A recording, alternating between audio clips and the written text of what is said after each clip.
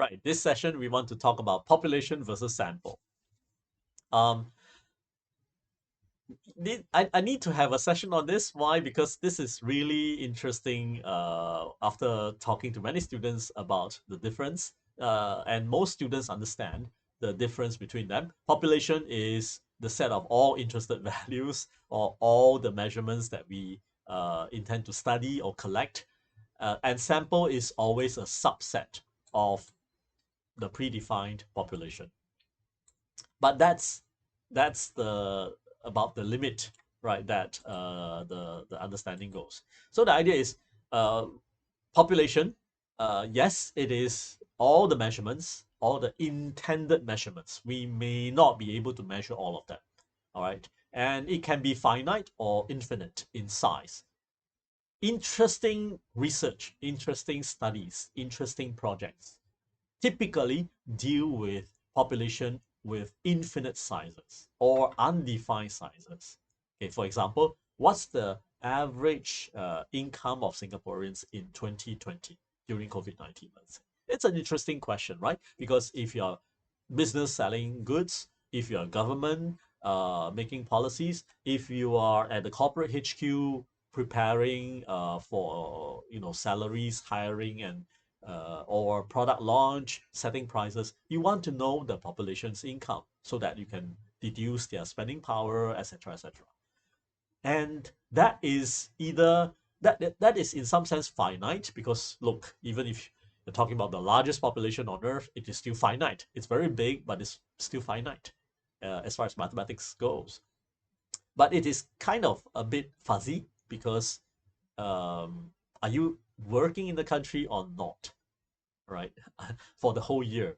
Are you a citizen or not for the whole year? Are you a resident or not for the whole year? So these are a little bit fuzzy and not precisely defined. Yeah. So we are typically in practice matched with finite population, finite counts of measurements, yet not clearly defined. And those are interesting areas where we will encounter interesting population. All right. And infinite populations are also interesting because we might be talking about futuristic kind of um, situations where we may not know the exact number. So it can be for all subsequent measurements that we have yet to make or we may not have time yet to complete, right? So that is will be those kind of populations and measurements that will be interesting in real life. Finite and small size population measurements typically not very interesting. Why? Well, you can just easily measure everybody and everything and all the and collect all the measured results and do whatever data manipulation you like. Find the mean, find the variance, etc. Quickly using Excel, R, Python, calculator, and any processing you like. So they are quite easily done. They might be interesting to a small set of people, like a section leader, a class teacher, interested in the average performance in a quiz for his or her class, right? It might be interesting to the section leader of a small team in a company of the team might be 5 people, 10 people, and section leader is interested in the survey of happiness and satisfaction with the company. And that's all because the section leader is in charge of the team and that's the primary concern, right? So it is interesting to smaller group of people and for uh, interesting, that means massively interesting and widely interesting kind of results and outcomes, population typically is really large or not very well defined. So that is the larger context of population. And also interestingly is that for those very large or less defined population or going into the future kind of population, that means we have yet to encounter them. We want to measure them, but we haven't encountered them.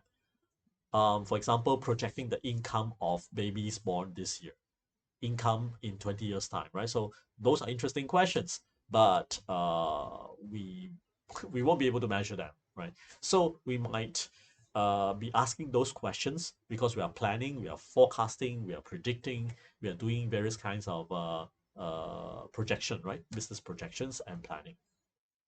So when we ask those questions, our statistical population, remember, population here is the measurement. The measured results, typically numerical, but can be labels. For example, what are your favorite sports? So that is a population of favorite sports. They are all measured results. Um, how many days of leave would you prefer when you work in the company, right? That will be a population of integer numbers, right? And non-negative integer numbers, I will presume, cannot be -1. Um, what is the salary that you expect in your first job, right? So again, that is typically going to be an integer measure, but we can leave it as a real number, right? So again, it's measurement. Um, what brand of car would you think you'll be buying as your first car? That will be a descriptive label, right? Again, these are population of labels. So the sense of statistical population needs to be ingrained in your mind when you look at the word population.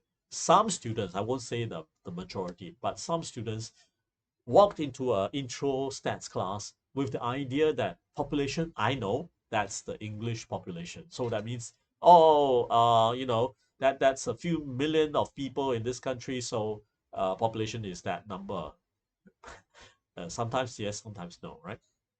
So not in the dictionary definition sense of the word population. It refers to statistical population of measured values. So it can be finite, it can be infinite, it can be well defined, it can be not well defined. And interesting projects, interesting questions typically involve populations that are large, even though it's finite by mathematical definitions. It is very large, or else it is infinite, and typically also not very well defined. Okay, so that it becomes a challenge to anybody who tries to measure everything in the population. So that means nobody can actually measure all the items defined in the population. So yet we still ask those questions. So that means we need to have a technique to cope with some form of estimation of our required population measurements. For example, find the mean income, the average income of all Singaporeans in 2020. So that's a very simple question. And it involves a population, let's say about say 6 million. There's some debate there, I don't know, but let's just allow me to say 6 million, 5.6 million, 5.8 million, 6 million. So 5 to 6 million people, right? But some people didn't report their income tax. Some people migrated. Some people stopped work. Some people whatever, right? So some people worked enough but not enough to report tax. So they are kind of like not known to even IRAS, the tax collection authority. So how are we supposed to find the actual average, isn't it? So even to regulators, the authorities, they couldn't really find the actual average income of Singaporeans in 2020 down to the last decimal place. So we need to resort to a good estimate, maybe down to the hundreds of dollars. That's good enough for most planning purposes, yeah, or down to the tens of dollars, that kind of meaning. So we need basically the idea of selecting a subset of the population. That's when sample comes in. So sample, by definition, yes, is a subset, blah, blah, blah. But why? Why don't we just measure everything in the population? Because we don't have enough money, we don't have enough time, we don't have enough resource people to talk to individuals. We are unable to capture those individuals because they have migrated, they have stopped work, they have disappeared, etc. Um, etc., etc. So we don't have resources, essentially, right? And that translates to don't have time, don't have money, don't have technology. I only know how to use Excel. I don't have the ability to program Python or whatnot to process massive amounts of data, right? So it all boils down to lack of resources for various kinds of resources.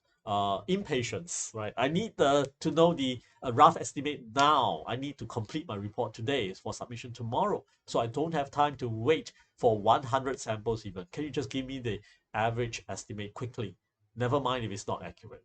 Ever encounter those situations? So I want it to be approximately right, order of magnitude, right? Is it 10,000 or 100,000, right? But is it 10 or 20 or 15,000? That part maybe I am okay with an estimate.